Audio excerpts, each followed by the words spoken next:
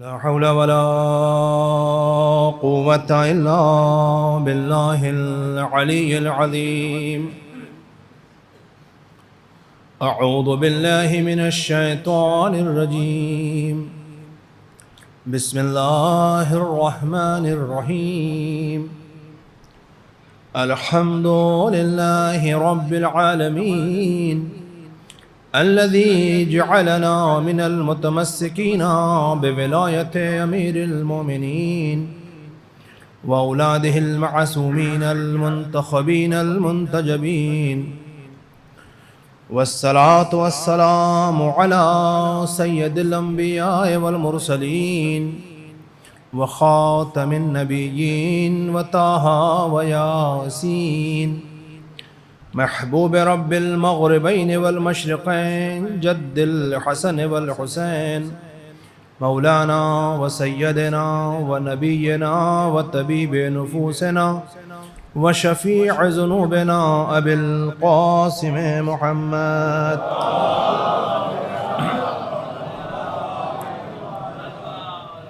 وآله الطيبين الطاهرين المعصومين المظلومين الذين أذهب الله عنهم الرجس وطهرهم تطهيرا.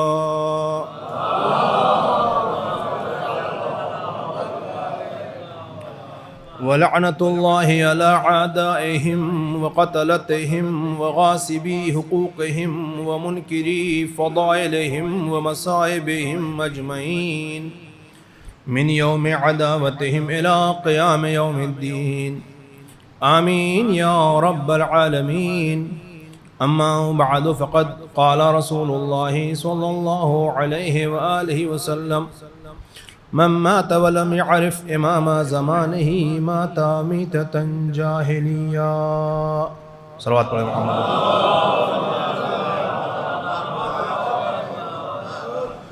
عزیزان گرامی قدر، گزارش ہے ایک مرتبہ سورہ حمد اور 3 مرتبہ سورہ توحید تلاوت فرما کر مرحوم قیصر عباس ابن بندے حسن اور مرحومہ بدر النساء بنت جواد حسین کی ارواح کو ایصال فرما.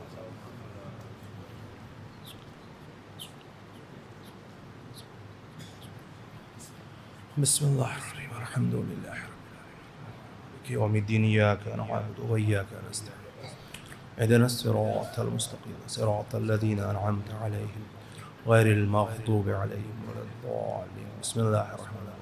قل هو اللہ احد اللہ الصمد ولم یکن له کفوا احد. بسم اللہ الرحمن الرحیم. قل هو اللہ احد اللہ الصمد لم یلد ولم یولد ولم یکن له کفوا احد.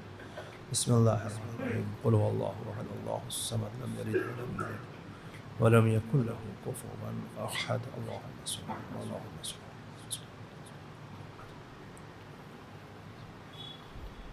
صلوات پڑھ دیں محمد وعلی.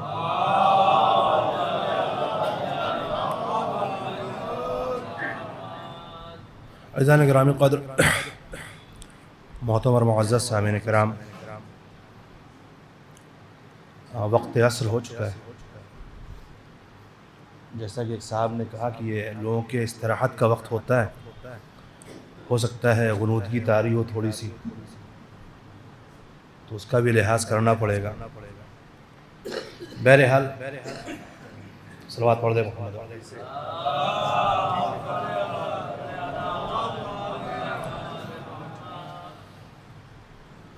ظاہر سی بات ہے اہل علم و شعور کا مجمع ہے، صاحبان فکر و دانش موجود ہیں، اور اصحال ثواب کی مجلس ہے، اور اشتہار پر مجلس عرفہ یہ عنوان ہے، اور یہ عنوان ہی اپنے آپ میں جو ہے وہ مورد بحث ہے. مسئلہ مجلس کا نہیں ہے، مجلس آپ جب چاہیں کریں، کوئی اعتراض کسی کو نہیں ہوتا. مسئلہ عنوان کا ہوتا ہے، عنوان کیا دیا جاتا ہے، اور اسی عنوان پر بحث ہے. مگر ہم نے بھی ضد کر رکھی ہے، آپ کتنا کہیے ہم بدلیں گے نہیں. یہ بہرحال ایک مضبوط قوم کی پہچان ہوتی ہے کہ ہمارا استحکام اس بات پر ہے کہ ہم بدلیں گے نہیں، آپ کچھ بھی کہتے رہے. میرے خوف تو ظاہر سی بات ہے، یہ میں کہا صاحبان علم و شعور ہیں، بخوبی سب جانتے ہیں کہ ہمارے یہاں یوم عرفہ 9 ذی الحجہ کو کہا جاتا ہے، اس کے اپنے اعمال ہیں، اس کی اپنی دعائیں، عبادتیں، سارے مراحل، اس کا اپنا مرتبہ اور رتبہ ہے۔ اب یہاں اس مجلس کا عنوان مجلس عرفہ کس عنوان سے ہوتا ہے، اور بہت جگہ بھی آج ہے، کچھ جگہ کل ہوگی، سلسلہ ہے مجلسوں کا آج سے کل تک میں۔ ابھی کس عنوان سے بھائی بزرگ مجھ سے بہتر جانیں گے، مجھے نہیں پتہ، میں نے تو خیر کسی کتاب میں نہیں پڑھا کہ اس کی وجہ کیا ہے۔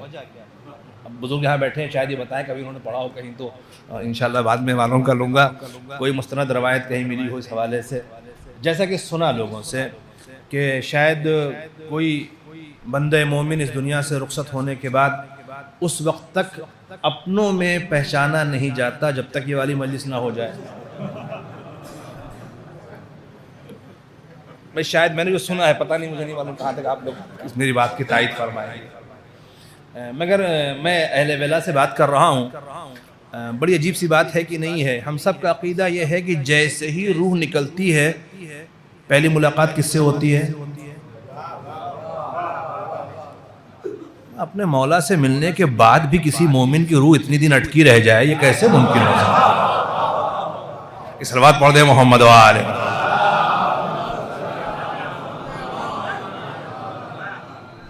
بھئی حلال مشکلات کی زیارت پہلے ہی ہو گئی، اس کے بعد بھی ہم راستے میں اٹکے رہ جائیں، جو ہر مشکل راستے آسان کر دیا کرتے، بولا کیسے ممکن ہے یہ، کیسے ممکن ہے اتنے دن تک کسی بندے مومن کی روح یہاں وہاں رہ جائے؟ تو بہرحال غور کرنے کی ضرورت ہے کہ یہ اس طرح کی، دیکھیں کہتے ہیں جہالت کو اگر وہ قوم اپنا مقدر بنا لے جو در شہر علم تک نہیں پہنچی ہے تو تعجب نہیں ہوتا، مگر وہ قومیں جو صبح و شام اٹھتے بیٹھتے ہر لمحہ اس در کا تذکرہ کریں جسے باب شہر علم کہا جاتا ہے، اس کے بعد بھی ان کے یہاں جہالت کے ذرا بھی اثرات دکھائی دے تو تعجب بہرحال ہوتا ہے کہ آخر ایسا کیسے ہوا در علی پہ آنے کے بعد بھی اندھیرا دکھائی دے رہا ہے۔ صلوات پڑھ دیں محمد وآلہ۔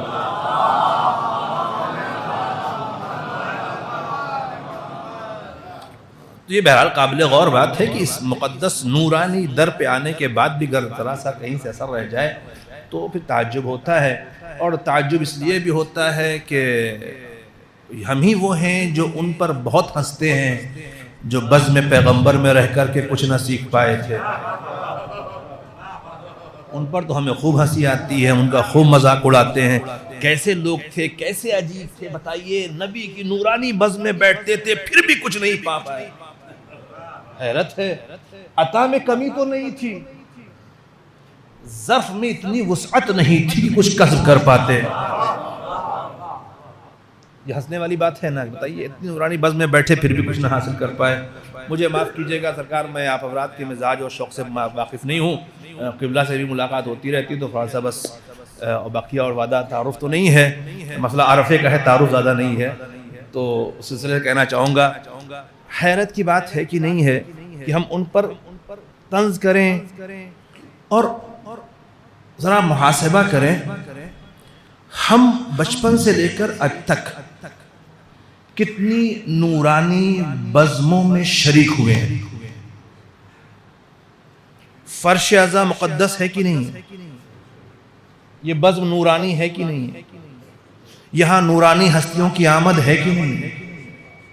لیکن ساری باتوں پہ آپ بے شک کہہ رہے ہیں نا، اس کا مطلب ہے کہ اگر میں کہہ سکوں تو شاید ان کے مقدر میں کچھ مقدس ہستیاں تھی جن کے پہلو میں بیٹھے، الحمدللہ ذکر حسین کے صدقے میں ہمارا مقدر تو کہیں بلند ہے، ایک دو نہیں مسلسل سلسلہ ہے نورانی ہستیوں کی آمد کا، وہ سب موجود ہوتے، ہم ان کے پہلو مسلسل بیٹھ رہے ہیں، کم سنی سے لے کر کے ضعیفی کی منزل تک پہنچ گئے، اتنی بزموں میں شریک ہوئے پھر بھی اتنا سمجھ میں نہ آیا عرفہ کیا ہوگا اور کب ہوگا، کس موقع پہ ہوگا، معرفت کیسے ہوگی، کس مرحلے پہ آئے گی۔ معاف کیجئے گا، شاید اس لیے نبی نے کہا تھا کہ اگر کوئی انسان اپنے زمانے کے امام کی معرفت حاصل کیے بغیر مر گیا تو دور جاہلیت کی موت مرا ہے، مسلمان نہیں مرا۔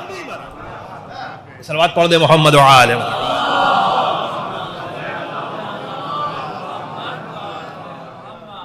مرحلہ بہرحال قابل غور، میں اپنی منزل پہ آ جاؤں، بہت وقت نہیں لوں گا آپ کا۔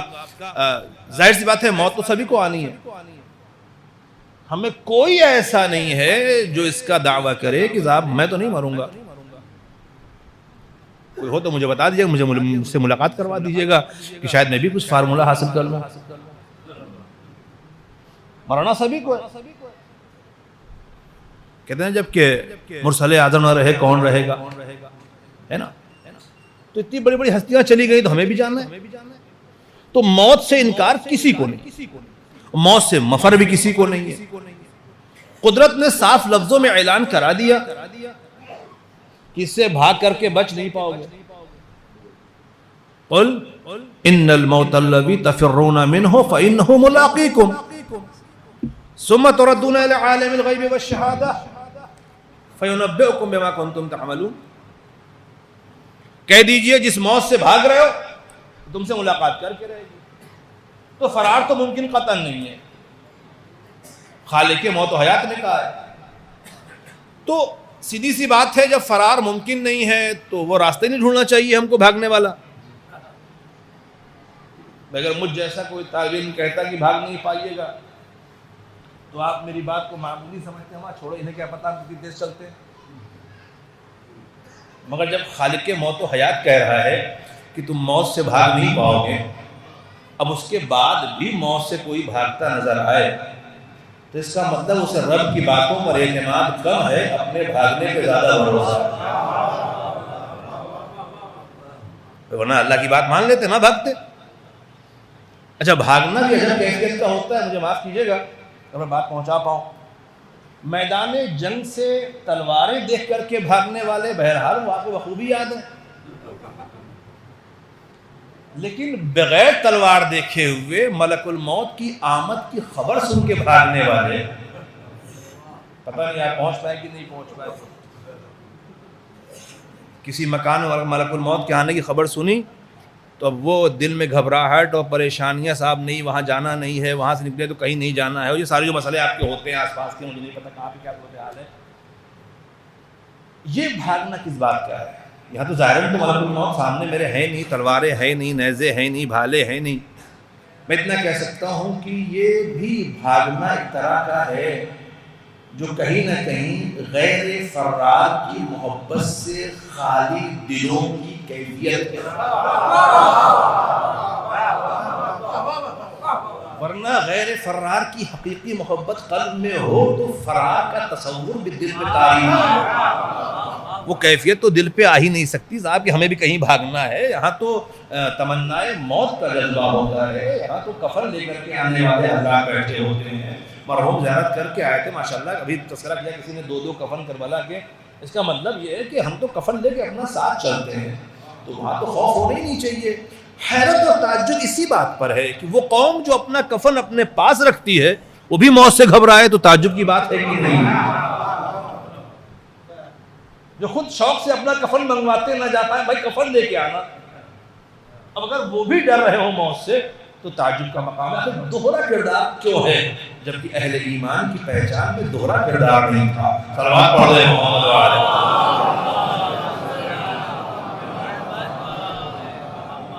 تو بہرکیف موت تو سبھی کو آنی ہے, بچ تو کوئی نہیں سکتا. پھر ہماری کوشش یہ ہونی چاہیے, میں عام طور سے اپنے سننے والوں سے کہتا ہوں, جب ہمیں پتہ ہے کہ ہم بھاگ نہیں سکتے تو ہمیں بھاگنے کے راستے نہیں ڈھونڈنے. ہماری کوشش یہ ہو کہ ہم موت کا مقابلہ کیسے کریں, اس سے ملاقات کیسے کریں, اسے ملے کیسے. وہ ملنے کی تدبیریں ہمیں سوچنی چاہیے. اور میں نے ابھی آپ سے اقرار لیا ہے, ابھی آپ سے میں نے اعتراف لیا ہے, آپ صاحب نے کہا ہے کہ روح نکلتی ہے تو پہلے ملاقات مولا علی سے ہوتی ہے. اس کا مطلب یہ ہے کہ ہم سب کو سب سے پہلے تیاری اپنے مولا سے ملنے ہی کرنی چاہیے. پتہ نہیں کب بلاوا آ جائے, چلو مولا بلا رہے. نہیں میں آسان لفظوں میں کہہ دوں, میں نے دیکھا ہے قبلہ یہ شوق لوگوں کے اندر کہ بھائی حیثیت نہیں ہے, وسائل نہیں ہے, پتہ نہیں زیارت پہ جا پائیں گے نہیں جا پائیں گے. لوگ کہتے ہیں ہمیں کم سے کم پاسپورٹ تو بنوا کے رکھو, پتہ نہیں کب جگاڑ لگ جائے, جانے کا ویسے ہی انتظام ہو جائے. ہوتا ہے کہ نہیں ہوتا ہے؟ کچھ نہیں ہے. کم سے کم اپنی تیاری رکھو تو پاسپورٹ تو بنوا لو. ہو سکتا ہے کوئی بندہ ہے ان کا بھائی میں بھیج رہا ہوں چلے جائیے آپ, ہے نا. اسی شوق میں بہت سے پاسپورٹ بن جاتے ہیں. یہ بغیر کسی وسیلے کے ایک پیسہ جیب میں نہیں پاسپورٹ کیوں بنوانے چلے گئے آپ؟ کرنا معلوم کب مولا طلب کر لیں کوئی راستہ بن جائے ہم چلے جائیں. تو یہ آپ کی تیاری وہاں جانے کے لیے بغیر کسی وسیلے کے یہ بتاتی ہے کہ اگر مولا سے ملنے کا شوق ہے تو اپنی حد تک تیاری کر لینی چاہیے, باقی ان پہ چھوڑ دینا چاہیے. بات صحیح ہے؟ تو پھر یہ تو سب کو پتا ہے نا, ایک دن مولا سے ملنا ہے, ایک دن مولا کا چہرہ دیکھنا ہے, سب کو معلوم ہے نا, سب کو پتا ہے ایک دن جب روح نکلے گی تو مولا مل جائیں گے. تو کم سے کم اتنی تیاری تو ہو کہ جب مولا سے ملاقات ہو تو نگاہیں شرم سے جھکنے نہ پائے بلکہ شوق دیدار میں کھلی رہے.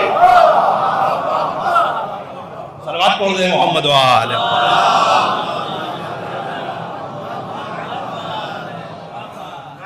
اتنی آمادگی تو ہونی چاہیے نا کہ جب مولا سامنے آ جائیں تو ایسا نہ کہ شرم سے سر جھک جائے مولا آ گئے. اب مجھے معاف کریں میرے نوجوان دوست, اور بڑے ادب سے کہنا چاہوں گا, ایسا منظر کبھی آپ نے دیکھا ہے کہ کسی عالم کو اپنے سامنے دیکھ کر کے سر جھکانا پڑا؟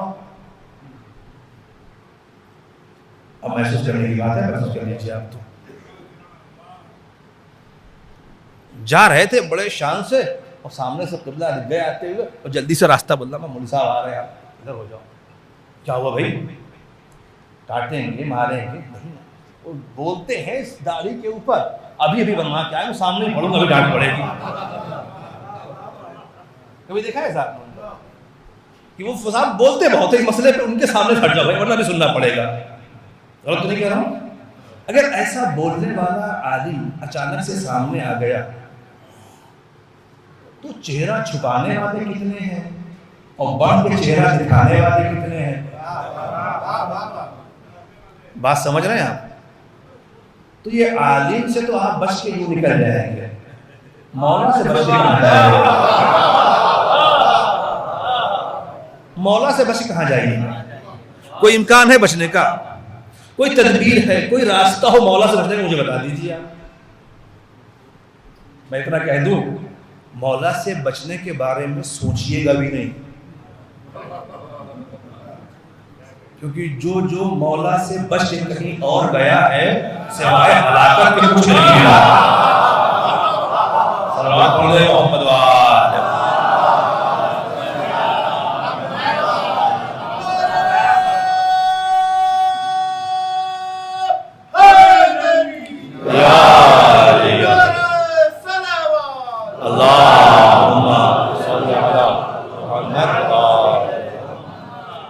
سے بچے کوئی کہیں گیا ہے تو ہلاک ہو کچھ نہیں ملا.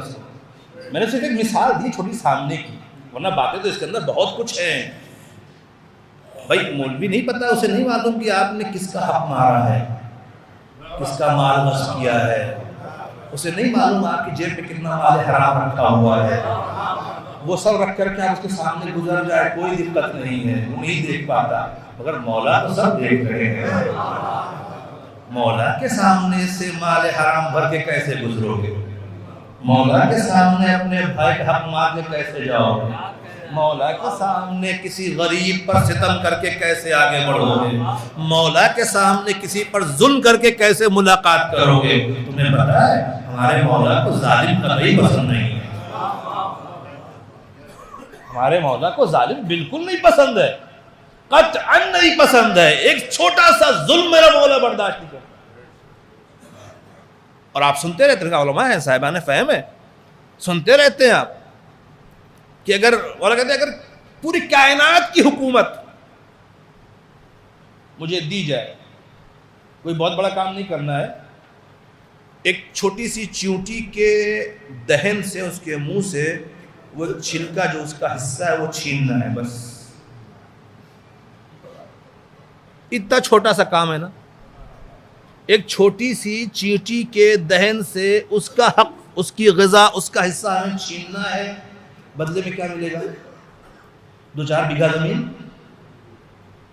2-4 ایکڑ نہیں, پوری کائنات کی حکومت. مولا کر دیں گے؟ میرا آپ کہتا ہے خبر قطعاً میں کائنات کی حکومت ٹھکرا سکتا ہوں مگر معمولی سی چوٹی پر اتنا سا ظلم نہیں کر سکتا۔ عزیزو، اپنے مولا کے مزاج اور طبیعت کو پہچانے بغیر عالم اسلام پہ موت نہیں آئے گی۔ جو اپنے امام ہی کو نہ پہچان پائے گا وہ جہالت کی موت مرے گا۔ طبیعت مولا یہ ہے کہ وہ اتنا سا ظلم بھی ایک چھوٹی سی مخلوق پر نہیں کر سکتے چاہے پوری کائنات کی حکومت چھوڑنی پڑ جائے۔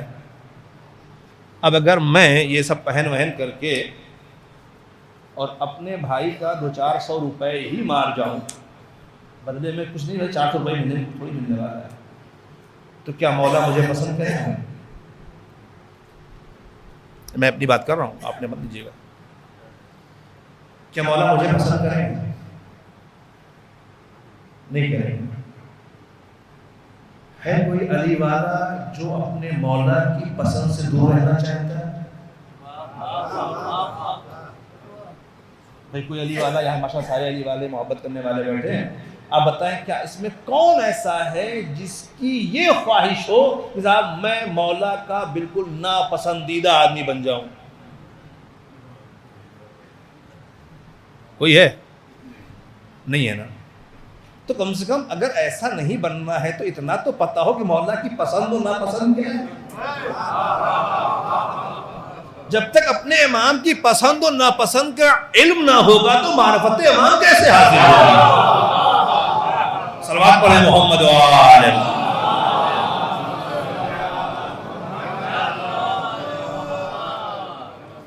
بھئی امام کی معرفت کیسے حاصل ہوگی؟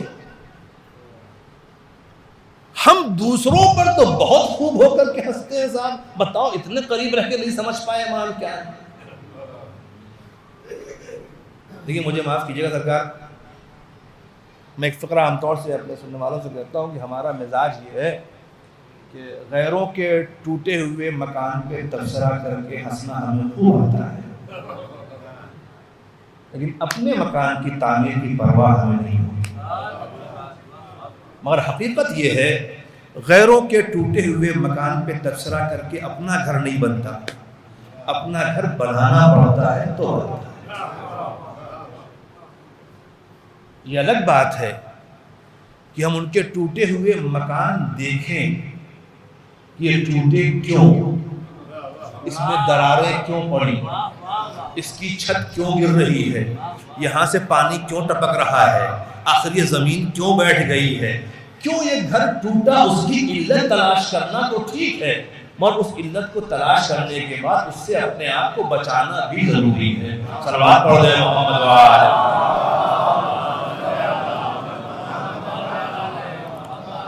تو عزیزو، میں نے کہا کہ بچ تو نہیں سکتے، تدبیر سوچیں ملاقات کیسے کرنی ہے۔ مولا سے ملنا ہے نا، ہر ایک کو شوق ہے مولا سے ملنے کا، اسی مولا سے ملنے کے شوق کو تمنائے موت کہتے ہیں۔ اسی مولا سے ملنے کے شوق کو تمنائے موت کہتے ہیں۔ مجھے اس موقع پہ 4 مصرے کسی شاعر ہے مجھے یاد آتے ہیں، کبھی سنا دیا کرتا ہوں، ناقصہ جانتے پڑھتا نہیں ہوں میں۔ کہتے ہیں کہ موت جب صاحب کردار سے ٹکراتی ہے وہ تو مرتا نہیں، خود موت ہی مر جاتی ہے، اور یہ تو ترکیب ملاقات علی ہے، ورنہ یہ تو ترکیب ملاقات علی ہے، ورنہ موت حیدر کے غلاموں کو کہاں آتی ہے۔ صلوات پڑھ دیں محمد و آلہ۔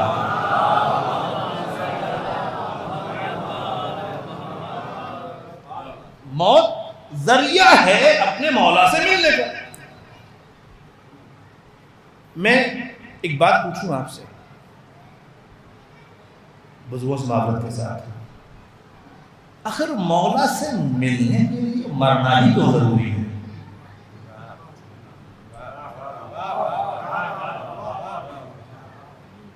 بھئی مولا سے ملاقات یہ کیوں، جب روح نکلے گی تو ملاقات ہوگی، کیا مطلب بھئی؟ یہ مرنا کیوں ضروری ہے؟ جہاں تک میں سمجھ سکا،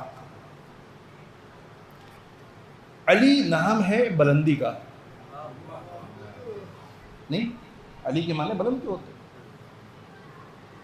اور دنیا نام ہے پستی کا.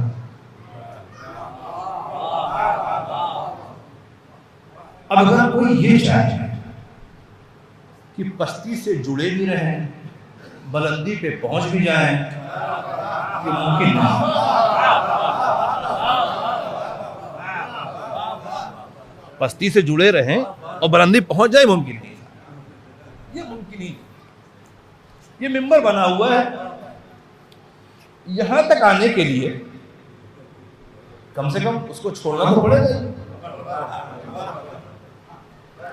جب اس کو چھوڑیں گے تو یہاں پہنچیں گے. زینہ بزینہ جیسے جیسے اوپر جائیں گے فطری طور پر یہ ہم سے دور ہوتا جائے گا.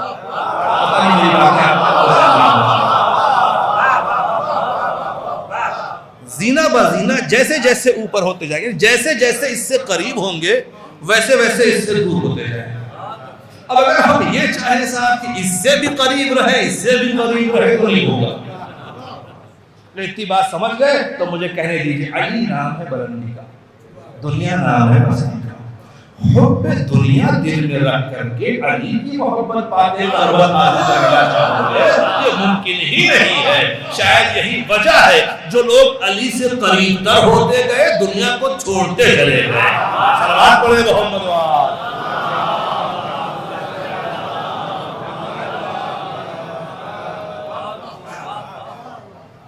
جتنا زیادہ مولا علی سے قریب ہوتے گئے، جتنا زیادہ بلندی کی طرف بڑھتے گئے، پستی سے رشتہ چھوڑتے چلے گئے. شاید یہی وجہ ہے کہ جس دن دنیا چھوڑ دو گے علی مل جائیں گے. جس دن دنیا چھوڑ دو گے علی مل جائیں گے. اب یہ دنیا ہم کیا کریں، ہمارے دل سے نکل ہی نہیں پاتی ہے.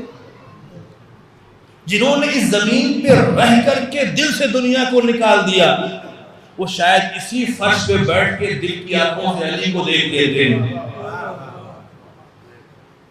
لیکن کچھ ایسے دل ہیں جو زمین پہ رہ کر کے دل سے دنیا نہیں نکال پاتے، تو ان کے لیے مجبوری ہے کہ جب تک چھوڑو گے نہیں علی ملیں گے. اور جیسی آپ نے دنیا چھوڑی، روح نکلی، فوراً مولا حاضر ہو گئے. کاش ہم نے پہلے ہی دلی سے دنیا نکال دی ہوتی تو کبھی ہم علی کی زیارت سے محروم ہی نہ ہوتے. اب وہ چاہے پہلے علی کی بات کروں یا پردہ غیبت میں رہنے والے علی کی بات کروں، شاید اسی لیے وہ ہماری نگاہوں سے دور ہے کہ ابھی ہمارے دلوں میں دنیا کی محبت بھری ہوئی ہے. صلوات پڑھ دے محمد وآل.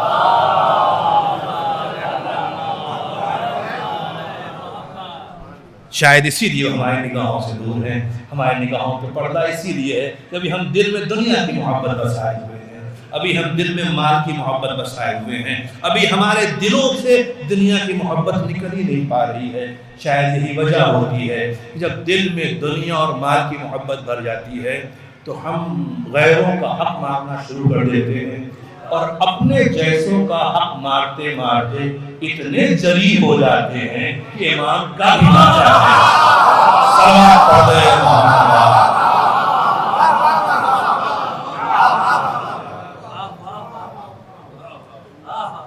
اپنوں کا حق مارتے مارتے اتنی جرأت بڑھ جاتی ہے کہ حق کے امام بھی ہضم کر جاتے ہیں اور بہت فخر سے ٹہلتے ہیں. ہم نے کیا ہی کچھ کہا ہے. علماء صاحب معرفت موجود ہے. یہ کیفیت انسان کی معلوم کب ہوتی ہے؟ دیکھیں، انسان کی فطرت ہے، اس کی طبیعت کے اندر جو پروردگار عالم نے اطاعت کا جذبہ، وہ اسلام کی فطرت رکھی ہے.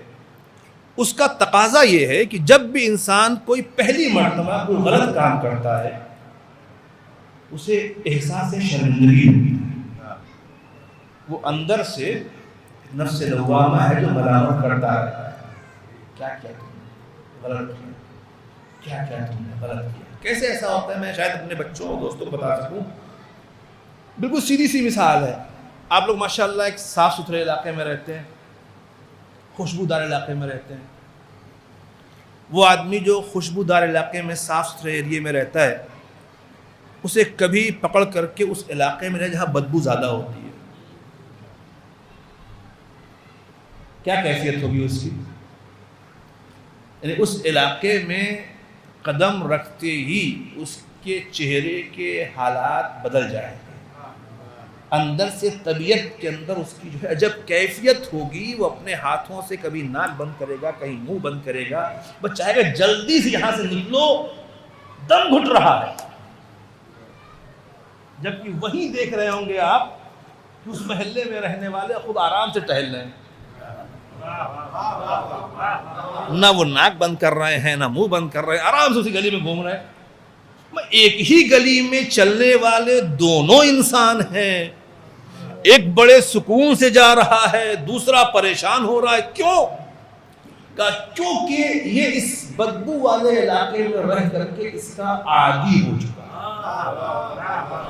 اب اس کی کراہیت، اس کی تکلیفیں اسے محسوس ہی نہیں ہوتی ہیں، وہ آرام سے فری گھوم رہا ہے، کچھ نہیں ہوا، اسے پتہ ہی نہیں چلتا کچھ ہوا ہے کہیں۔ اور کیونکہ وہ جو بندہ ابھی آیا ہے وہ صاف علاقے میں رہتا تھا، پہلی مرتبہ ایسے علاقے میں قدم رکھا، اب اندر سے طبیعت بھی عجیب سی ہو رہی ہے، اوپر سے بچنے کی کوشش بھی کر رہا ہے، کیونکہ یہ اس بدبو کا عادی نہیں ہے، پہلی مرتبہ آیا ہے۔ عزیزان محترم، روایتیں یہی کہتی ہیں جب بندہ پہلی بار گناہ کرتا ہے اس کا نفس ملامت کرتا ہے، اسے جھنجھوڑتا ہے تو نے غلط کیا ہے، اس کی طبیعت اس کو بے چین کرتی، نہیں مجھ سے غلطی ہو گئی، مجھ سے خطا ہو گئی ہے، میں نے غلط کر دیا، پہلی بار ایسا ہوتا ہے۔ دوبارہ پھر جب وہی کام کرتا ہے تو یہ آواز آنا تھوڑی سی کم ہو جاتی ہے، تیسری بار پھر جب اسی کام کیا تو آواز اور کم ہو گئی، مسلسل اسی کام کرتا رہا تو بالکل جری ہو گیا، اب تو کچھ کیا ہی نہیں ہے، اب تو عادی ہو چکا ہے۔ شاید یہی وجہ ہے کوئی عام آدمی جس نے کبھی قتل نہ کیا ہو، خدا نہ خواستہ اس سے پہلی بار قتل ہو جائے، اسے نیند نہیں آتی، اسے سکون نہیں ہوتا، وہ اکیلے کمرے میں بیٹھ کے درستا رہتا ہے میں نے اتنا غلط کام کیسے کر دیا، پہلی بار جب ہوتا ہے۔ مگر وہی بار بار کرتے کرتے ایسی طبیعت بن جاتی ہے جب تک کسی کا قتل ہوتے دیر نہ لے لقمہ ہضم نہیں ہوتا ہے۔ اتنا سخت دل انسان کیسے ہو گیا؟ روز کرتے کرتے عادت پڑ گئی۔ بس محترم، شاید یہی وجہ ہے جب کوئی انسان پہلی بار کسی بھائی کا حق مارتا ہے اندر سے نفس ملامت کرتا ہے، تو نے کیا کر دیا، اپنے بھائی کا حق مار لیا، تجھے شرم نہیں آتی ہے؟ مگر حق مارتے مارتے مارتے مارتے اتنا جری ہو گیا کہ حق کے امام بھی کھا گیا،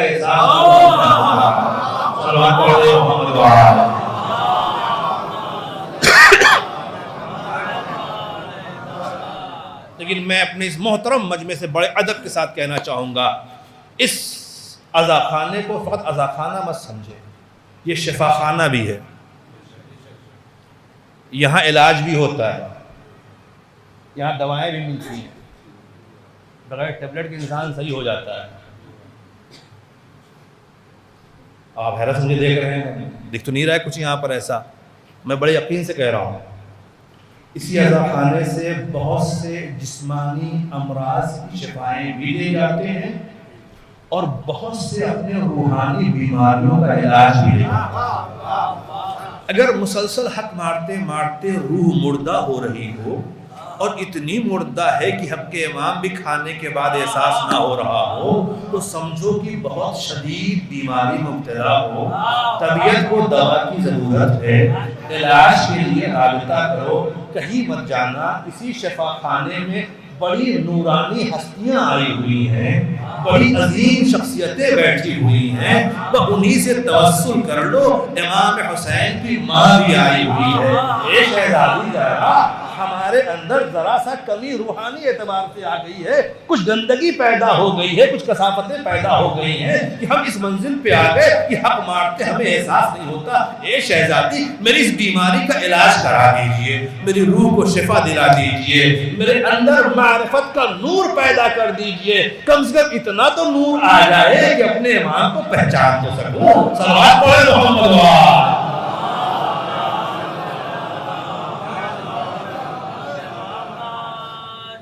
میرا مکمل یقین ہے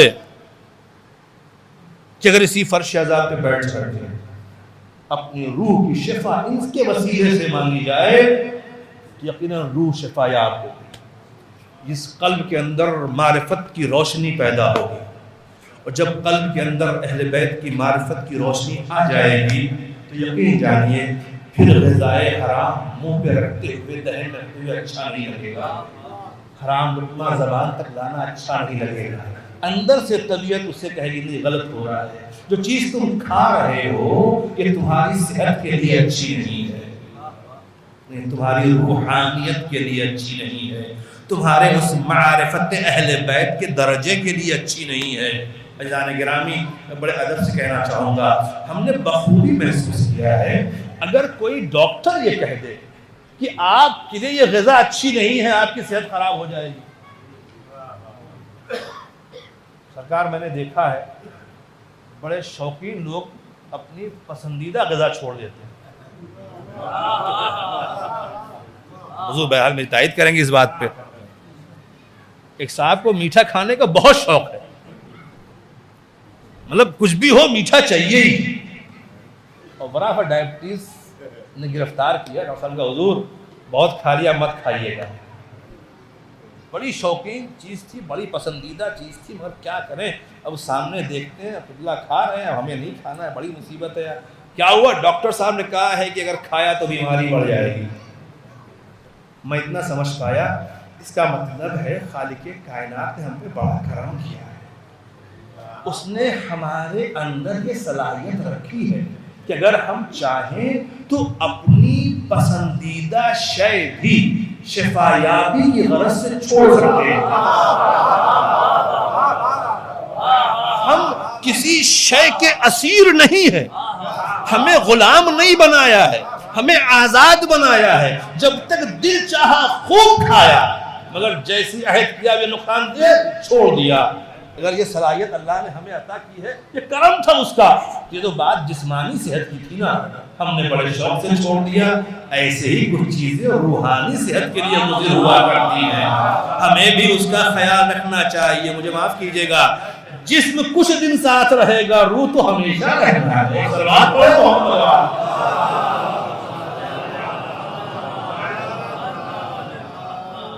ہم سے کوئی یہ نہ کہ نہیں مطلب یہ تو نہیں ہو پائے گا، بڑا مشکل کام ہے۔ انسان کے لیے مشکل کچھ نہیں، اور میں اکثر اپنے سننے والوں سے کہتا ہوں کسی کے لیے کچھ مشکل ہو، مگر جن کے پاس ماشاءاللہ مشکل کشا کا ایک سلسلہ ہے، ہر امام مشکل کشا ہے، ان کے لیے بھی کوئی چیز مشکل رہ جائے تو پھر سمجھنا پڑتا ہے صاحب، کہ لگتا ہے ابھی آپ کا رابطہ مشکل کشا سے نہیں ہوا، ورنہ مشکل کشا سے کانٹیکٹ ہو جانے کے بعد بھی کہے مشکل ہے، ایسا ہو سکتا ہے؟ نہیں ہوتا نا۔ تو پھر یہ کیسے کہتا ہے مشکل ہے صاحب، کیا کرے؟ دیکھیے سماج میں رہنا ہے، دنیا میں رہنا ہے، تو تھوڑا بہت یہ سب کرنا پڑے گا، ورنہ کیسے گزارا ہوگا۔ میں بڑے ادب سے کہنا چاہوں گا، علی والو، مولا علی کو اپنا مولا کہنے والوں، عشق علی کو اپنے دل میں بسانے والوں، اور اپنے مولا کی ذات میں کچھ لمحے کے لیے غور کر کے دیکھو، کیا مولا علی اس دنیا میں کامیاب نہیں تھے؟ کیا مولا علی اس دنیا میں بہت چھوٹے اور معمولی آدمی تھے؟ کیا ان سے بڑا کوئی کامیاب بندہ ہے دنیا میں آپ کی نظر میں؟ تو اگر میرا آقا ہر مرحلے میں کامیاب ہے تو کیا آپ یہ سمجھتے ہیں کہ نعوذ باللہ ثم نعوذ باللہ کہ میرے مولا نے ہماری طرح سے کچھ دنیا کا معاملہ یہاں کیا؟ تصور محال ہے، تصور باطل ہے، حرام ہے علی کی ذات کے بارے میں ایسا سوچنا۔ پھر بھی علی کامیاب تھے کہ نہیں؟ شاید آپ کہتے ہیں وہ تو امام تھے، یہ حربہ جو شاید تو امام تھے، ہم امام تھوڑی نہ۔ میں دیکھیں میں بہت سمپل سادی بات کرنے کا عادی ہوں، میں نے آپ کی یہ بات بھی قبول کر صاحب، ہاں وہ تو امام تھے، ہم امام تھوڑی نہ ہیں۔ بات صحیح ہے، وہ امام تھے۔ میں آپ سے پوچھوں کبھی آپ نے کسی امام کو دیکھا ہے؟ جی نہیں دیکھا؟ نماز جماعت سے نہیں پڑھتے کیا پڑھتے ہیں نا؟ وہ امام جماعت نہیں ہے۔ امام نہیں ہے، امام ہے بھائی ٹھیک ہے، امام معصوم نہیں دیکھا، امام جماعت دیکھا ہے نا؟ اچھا امام جماعت دیکھا ہے، اس کے پیچھے نماز پڑھی ہے، تو کیا جیسے امام جماعت نماز پڑھ رہے تھے آپ بھی ویسے ہی پڑھ رہے تھے، کچھ الگ پڑھ رہے تھے؟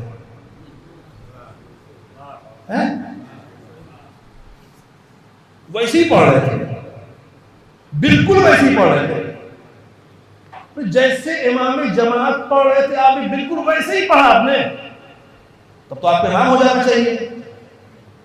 کتنے لوگ امام ہو گئے؟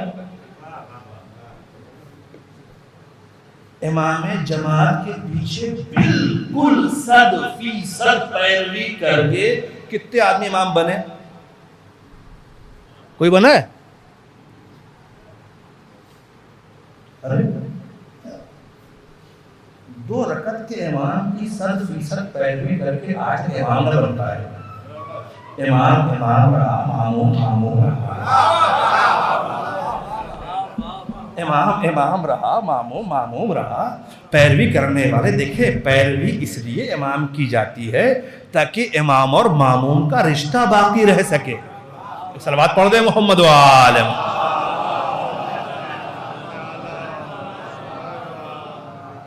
بتائیے صاحب آپ نے اتنی پوری پیروی کی، آپ امام نہیں بن پائے؟ اچھا اس پوری پیروی کیوں کیا آپ نے؟ اپنے من سے پڑھ لی ہوتے؟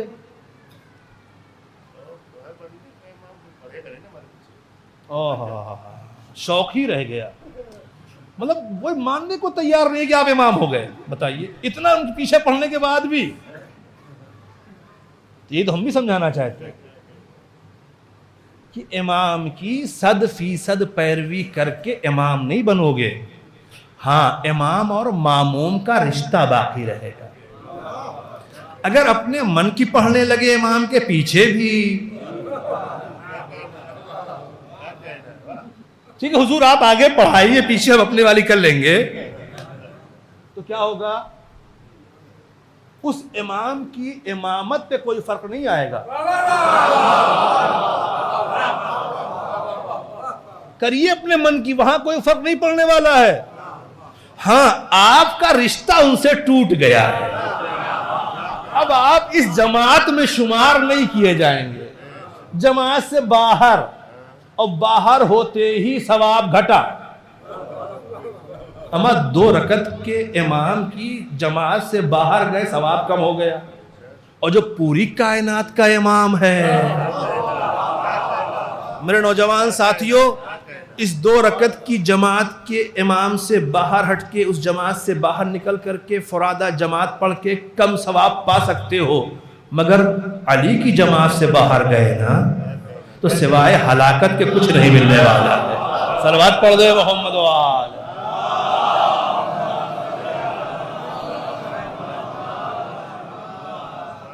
تو امام کی پیروی اس رشتے کی بقا کے لیے ضروری ہے، تاکہ ہم کہہ سکیں کہ وہ ہمارے امام ہیں، ہم ان کے ماموم ہیں۔ ضروری ہے امام کی رشتہ باقی رکھنا امام سے۔ وہاں چھوڑو، جیسے بہتوں نے چھوڑا ہم بھی چھوڑ دیں گے، پتہ نہیں آپ پہنچے کہ نہیں پہنچے، مگر کیا کیجئے گا؟ اللہ نے کہا ہے یوم ندعو کل اناس بامامہم، ہم قیامت کے دن ہر انسان کو اس کے امام کے ساتھ بلائیں گے۔ اب طے کر لو کس کو امام کے طور پہ لے جانا ہے وہاں اللہ کی بارگاہ میں۔ یہ سلسلہ عصمت کے امام لے کر کے جانا ہے یا اپنے ہاتھوں کا بنایا لے جانا ہے؟ صلوات پڑھے محمد و آل محمد۔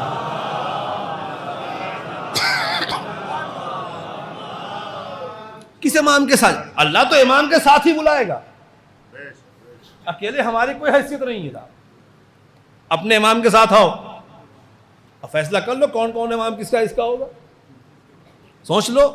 اسی لیے ضروری ہے مرنے سے پہلے اپنے زمانے کے امام کی معرفت حاصل کریں، ورنہ جاہلیت کی موت مر جاؤ گے۔ پھر اسلام کی موت نہیں ہوگی. میں نے کہا موت سے بچ تو نہیں سکتے ہو، مگر ہاں کوشش کرو کہ موت آئے تو اسلام پر آئے، موت آئے تو ایمان پر آئے، موت آئے تو اپنے زمانے کے امام کی معرفت کے ساتھ آئے، موت آئے تو ہم اپنے امام کے ساتھ شمار کیے جائیں، کسی اور کے پیچھے ہمیں نہ چلنا پڑے. موت تو آنی ہے، اس لیے کوشش وہ ہو کہ ہمیں اپنے امام کی معرفت حاصل ہو، اپنے امام کے ساتھ ہم محشور ہو سکے. ماہ شعبان چل رہا ہے، تاریخیں بھی آنے والی ہیں. میں اپنے نوجوان احباب سے کہنا چاہوں گا، وہ شب جو اپنے زمانے کے امام کی آمد کی شب کہلائے گی. آپ جو کچھ کرتے ہیں وہ اپنے اعتبار سے، مگر کچھ اس امام کی خوشی کے لیے بھی کر لیجئے گا، جس سے وہ خوش ہو جائے جس کی شب ولادت کہلاتی ہے. بھائی اتنی سی بات میں جوانوں سے کہہ رہا ہوں، آپ کا طریقہ یہی ہے نا، جس کی برتھ ڈے ہوتی ہے اسے کچھ گفٹ دیتے ہیں نا، ہے نا؟ تو کبھی سوچا اپنے امام کیا گفٹ دیا جائے؟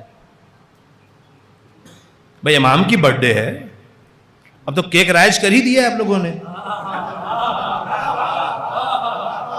تو اس پیٹرن پہ آ ہی گئے کیک والے پہ، تو گفٹ کیوں چھوڑ رکھا ہے آپ نے؟ گفٹ بھی کچھ دیجئے امام کو. یاد رہے امام مال دنیا میں سے نہیں لیتے،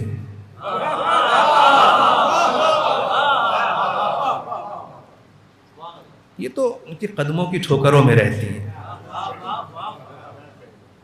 علماء آپ کے ہاں موجود ہیں، ورنہ ان سے پوچھئے گا کہ آخر ایسا کون سا گفٹ دے امام کو کہ امام خوش ہو جائیں کہ ہاں میرے چاہنے والوں نے بھیجا ہے.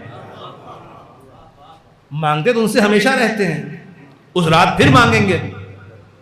پتہ نہیں میری بات آپ تک پہنچے گی نہیں پہنچے گی، اس رات پھر مانگیں گے. حالانکہ یہ تو آپ کے کلچر کے خلاف ہے. بھائی جس کی برتھ ڈے ہوتی ہے اسے مانگتے تھوڑی ہے، اس کو دیتے ہیں. اب یہ شان کریمی ہے اس گھر کی کہ اس دن بھی مانگنے والے آتے ہیں تو عطا کرتے رہتے ہیں. مگر اب یہ اخلاق کا تقاضا کم سے کم ہے نا کہ امام کی پیدائشی خوشی منا رہے ہیں تو کچھ تو تحفہ دے امام کو، کچھ تو تحفہ دے. اب ہم کیا دیں گے؟ میں اپنے نوجوان دوستوں سے کہہ رہا ہوں، مجھے معاف کیجیے گا، کچھ نہیں دے سکتے تو کم سے کم ایسا کر لینا کہ اس دن اپنے امام کے لبوں پر مسکراہٹ لانے والا کوئی کام کر لینا.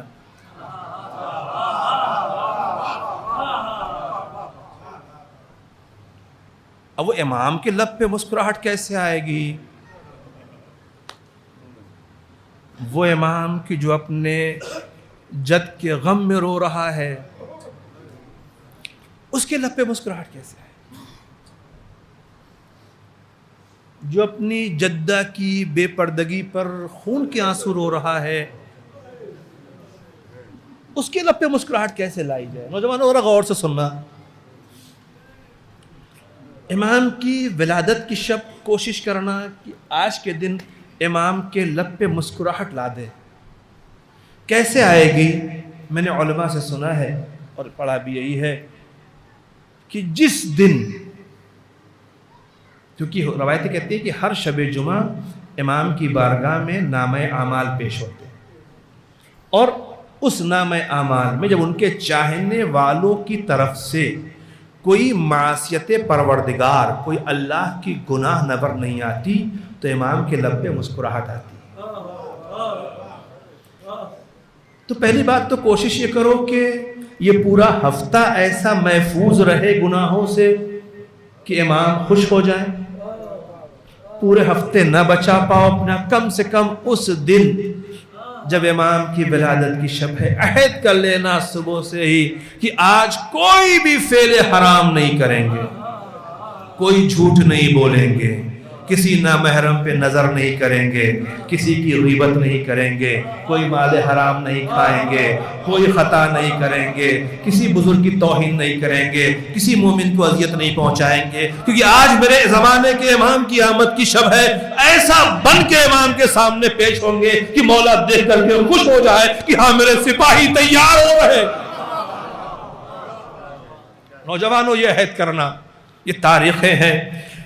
ہو سکے طریقہ تو یہی ہوتا ہے نا، جب کوئی غمزدہ ہو، کوئی رو رہا ہو، کسی پر مصیبتیں پڑی ہوں، تو قریبی احباب یہ کوشش کرتے ہیں کچھ ایسا کرو کہ ان کا غم ہلکا ہو جائے، ان کے لب پہ تھوڑی سی مسکراہٹ آ جائے، ذرا سا غم ہلکا ہو جائے. اے سوگوارو، یقیناً ایک مرحوم کے احسان ثواب کی مجلس ہے. مرحوم کے بھائی سے ملاقات ہوئی، مرحوم کے بیٹے سے بات ہوئی، بیٹا یہاں موجود بھی، ایک بیٹا جو باہر ہے اس سے بھی باتیں ہوئی، شاگرد بھی ہوتا ہے ہمارا. وہ یقین جانیے ایک بڑا نقصان، بڑا صدمہ ہوتا ہے جب سر سے باپ کا سایہ اٹھ جائے. باپ کا سایہ اتنا بڑا سایہ ہوتا ہے کہ زمانے کی جتنی بھی تپیش و پریشانیاں ہیں وہ سب بچے تک آ نہیں پاتی ہیں، وہ سب باپ روک لیتا ہے. بیٹوں کو احساس ہی نہیں ہوتا کہ زمانے میں کیا ہوا، کون سی مصیبت آئی، وہ سب باپ سنبھال لیتا ہے.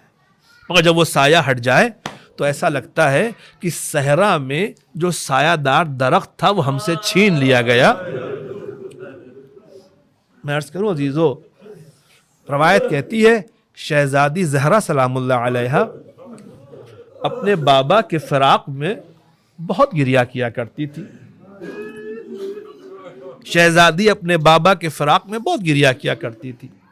لوگوں نے آ کر کے شکایت کی مولا علی سے، علی بنت پیغمبر سے کہہ دیجئے ایک وقت معین کر لے، ان کے گریا سے ہمارے کام میں خلل واقع ہوتا ہے. آپ نے سنا ہے مولا کائنات نے شہر سے تھوڑا سا باہر ایک جگہ پر انتظام کر دیا کہ جا کر کے ایک بیٹی اپنے باپ کو وہاں بیٹھ کے رو لے. علماء کہتے ہیں ایک دن شہزادی جب وہاں سے واپس گھر آئیں تو چہرے پہ پریشانی کے آثار زیادہ تھے. مولا نے پوچھا بنت پیغمبر کہ آج بابا زیادہ یاد آ گئے؟ کہا نہیں علی ایسی بات نہیں ہے، وہ مسئلہ اتنا ہے جس درخت کے سائے میں بیٹھ کر میں گریا کیا کرتی تھی ظالموں نے وہ درخت بھی کاٹ دیا. آج میں تپتی دھوپ میں اپنے بابا کو روتی رہی. اے سوگوارو، بڑا عظیم سایہ ہوتا ہے باپ کا. اب یہ شہزادی کونین کی مظلومیت تھی کہ باپ کا سایہ سر سے ہٹا اور لوگوں نے ایک بیٹی کو سکون سے رونے بھی نہیں دیا. مگر ہاں دل چاہتا ہے شہزادی کونین سے کہوں، اے شہزادی یہ سچ ہے لوگوں نے آپ کو اپنے گھر میں نہیں رونے دیا اور شکایت کی کہ ایک وقت معین کر لیں، مگر اے شہزادی کسی نے رونے پہ تماچا تو نہیں مارا نا.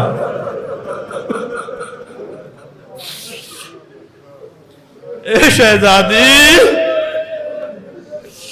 ایک چھوٹی سی بچی ہے، اس کے سر سے باپ کا سایہ ہٹا ہے اور جیسے وہ ہائے بابا کہتی ہے کوئی آ کے تماچے مار دیتا ہے.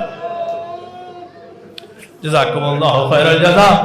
آپ کی آوازیں بلند ہیں، خدا یہ پرسا قبول کرے، ان آنسوؤں قبول کرے. یہ دیکھیں جذبہ محبت یہی ہے کہ تصور غم اپنا ہے، یاد کربلا کو ہم کر رہے ہیں نا. یہ عزیزو یقیناً میرے سامنے مرحوم کے چھوٹے بھائی بیٹھے ہوئے یاد کر کے رو رہے تھے، آنکھوں میں آنسو آ گیا. ظاہر سی بات ہے بھائی، ہم اور آپ کیا بتائیں بھائی کی حیثیت کیا ہوتی ہے. یہ تو کوئی مولا حسین سے پوچھے. جیسے ہی خبر آئی عباس نے آخری سلام کہہ دیا، مولا حسین کہتے الان انکسر ظہری، بھیا کمر ٹوٹ گئی. جزاکم اللہ عزیزو، دو فقرے ختم کر دی میں نے مجلس.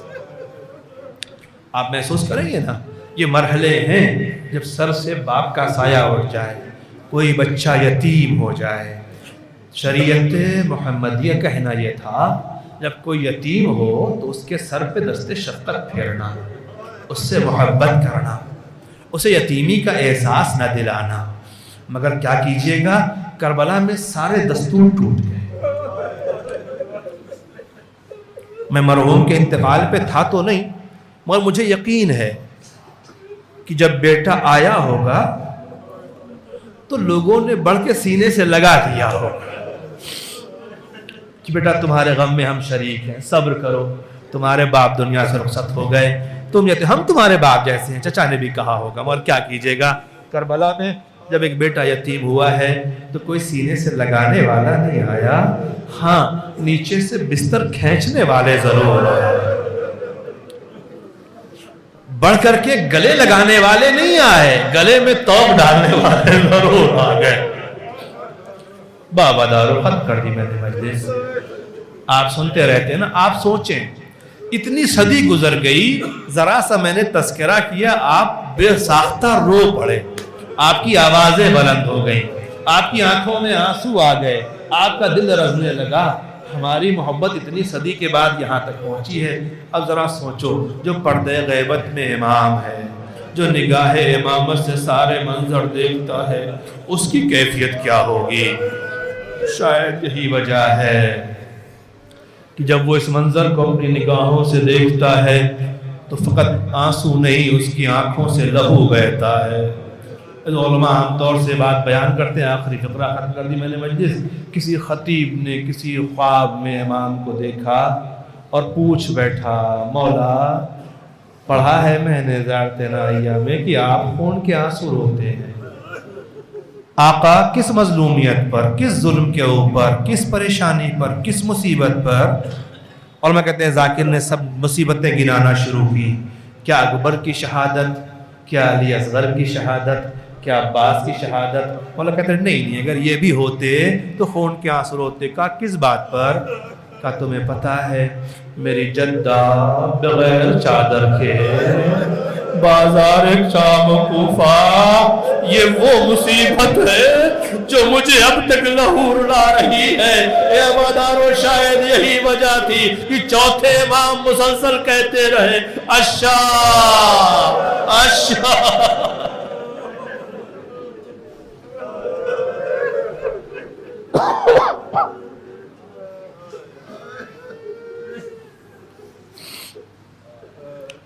سيعلم الذين ظلموا أي منقلب ينقلبون إنا لله وإنا إليه راجعون إلهي بحق الزهراء وأبيها وبعلها وبنيها والسر المستودع فيها۔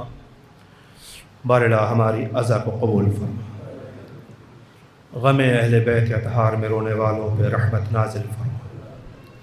اے میرے کریم پروردگار، ہم میں جو لوگ پریشان ان کی پریشانیوں کو دور فرما، جو بیمار آزار ہیں ان سب کو شفاء کاملہ اور عاجلہ عنایت فرما۔ رب کریم، جو لوگ بے روزگار ہیں انہیں برسر روزگار کر دے، جو برسر روزگار اور رزق کا ترقی عنایت فرما۔